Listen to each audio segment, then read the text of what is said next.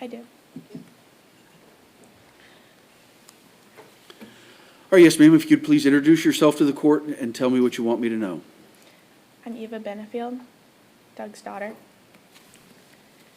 When my dad moved from Charleston to Florida, I was a little over 18 years old and preparing to go to college. He was on the road a lot, and I would occasionally see him when he passed through South Carolina on his way up north. Although I did not get to see him as much as I liked, he was always a text or a phone call away. After my mom died, my dad knew it was important for him to answer the phone as soon as he could. He was out of town when she passed, and I had been trying to call and text her after school for what felt like hours of waiting in the carpool pickup line. After finding her later that evening, any time my dad didn't answer, it sent me into a spiral. My brain automatically went to the worst possible outcome, thinking something terrible happened. My dad's colleagues can attest to the fact that even if he was in the most important meeting of his life, when I called, he would step out immediately and let me know that he was in a meeting and he would call me back as soon as possible. My dad usually woke up in the very early hours of the day.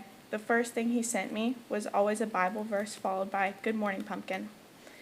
This was his way of letting me know that when he was awake and he was available for me to call him when I woke up and tell him about the day I had ahead of me. The morning of September 28th, I woke up to no messages from my dad.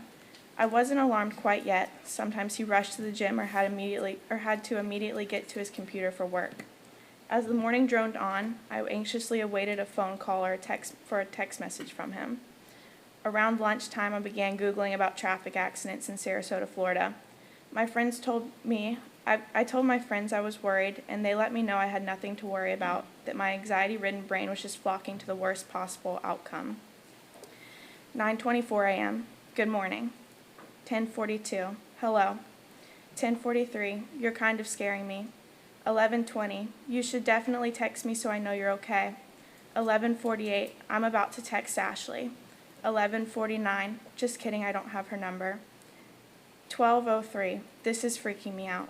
12:55. Please, please, please answer. 12:56. Great, now my texts aren't going through. 12:57. I hate this so much. It was about an hour later that I received a phone call from my uncles that my dad had been shot the night before. Is he okay? I asked. My uncle responded with a hesitant no. My next question before hanging up the phone was, she did it, didn't she? Ashley, since the day you shot my father, I have only had one question to ask you. Why? Why did you end my dad's life knowing he was my only living parent and the only person I could confide in and count on for everything I needed as I turned into a young adult? Why did you willingly take away your daughter's father, knowing the consequences of your actions would leave her without either parent to help her navigate through her own life? You somehow managed to orphan not one, but two young girls. Unlike Emerson, I am fortunate enough to have known my dad for a full 19 years before you ended his life. He taught me how to paint. He attended every extracurricular activity I had. He took me to dinner on Valentine's Day. He drove almost an hour out of his way every day to drop coffee off in the school office for me and my friends. When he was in too much pain to surf with me, he would sit under an umbrella on the beach all day during the hottest months of the year. He would cut fresh flowers from the garden every morning before my mom woke up and left them on her bedside table. While I ran in the mornings before school, he cooked breakfast so it would be ready on the table when I got home. Every Saturday, we made oatmeal cookies together. Every Sunday, we would go to church and get a coffee after. When you moved into my childhood home, I watched my dad fix the door frame with a crack in it from where the neighbor had to knock the door down to get into the house after my mom died. I watched my dad paint over every memory in every corner of that house, change the furniture, rid the house of every bit of my mom that was left so you could enjoy life without remnants of my dad's late wife and soulmate. I had to come home from school to see you barely clothed, sitting on the countertops my mom used to cook our family dinner on. I had to live in a house stripped of memories I still cling to so I can remember the happy childhood my parents gave me. Not only did you make my home nothing more than a house with 4 empty walls and a roof while I was grieving the loss of my mother, you tried to bring my mother's sweet spirit into your soulless world by spreading lies that she was killed by my own dad. You got medical records pulled, and you were moments away from getting her removed from her own grave. I apologize for interrupting. Same objection. I don't think attacking the defendant is appropriate to make that statement. Sustained.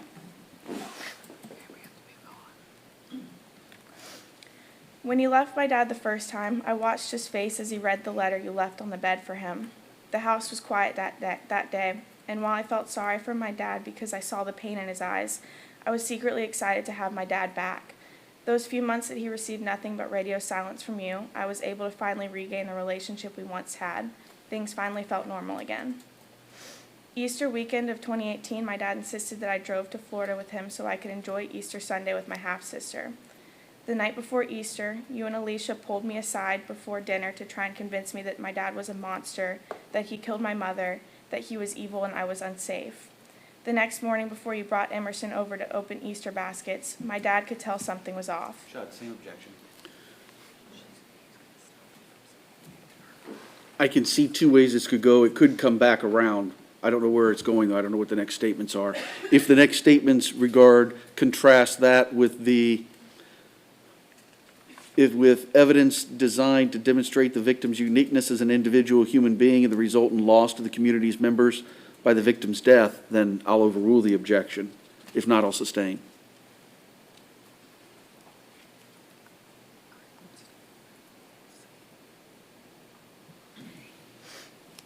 While I feel deeply sorry for everyone who was affected by these last few hurricanes this year, they couldn't help but remind me of the time my dad drove 8 hours through a hurricane to come help you board the house you lived in at the time.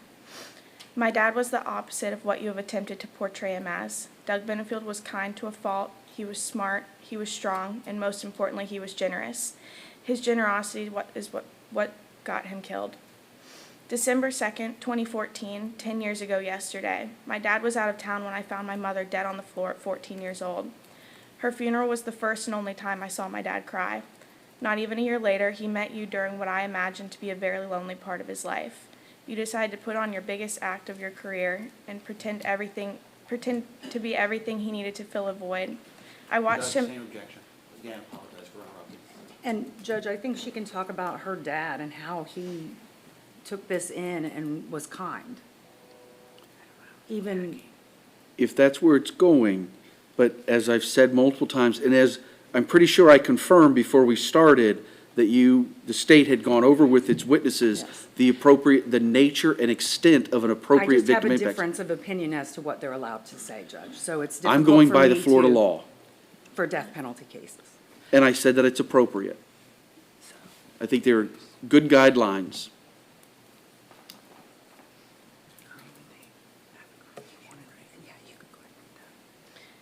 I watched him bend over backwards for your every need.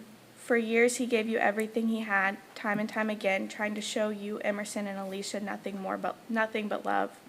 He wanted nothing more to show you what true acts of love are. You took advantage of his willingness to give, and he gave you his life. After my dad passed, there were a lot of sleepless nights contemplating if my life was even worth living. I had no financial help, no parental guidance, and no will to live. The idea of ending my own life was oddly gave me some sort of satisfaction knowing you would have to live the rest of yours with blood of two Benefields on your hands. Shortly after those dark days, I realized I would selfishly be doing my parents a disgrace to not live every day to its fullest as they had taught me before they passed. I also realized that not only would you not care if I was dead, it would probably be beneficial to you. I'm the only one who can speak truthfully on behalf of my father and fight for his justice. While the grief of my parents will always live within me, what hurts me the most is not the thought of not having my dad anymore, because I will always have him around in spirit as I continue to implement the lessons he taught me during my adult years. What breaks my heart the most is thinking about how he found you at such a vulnerable part of his life, gave you everything you asked for. After you shot him while he was unarmed, he laid there bleeding out, unable to speak or to breathe, completely helpless and dying alone. All right, thank you, ma'am. Thank you. State, did you have any other victim impact statements?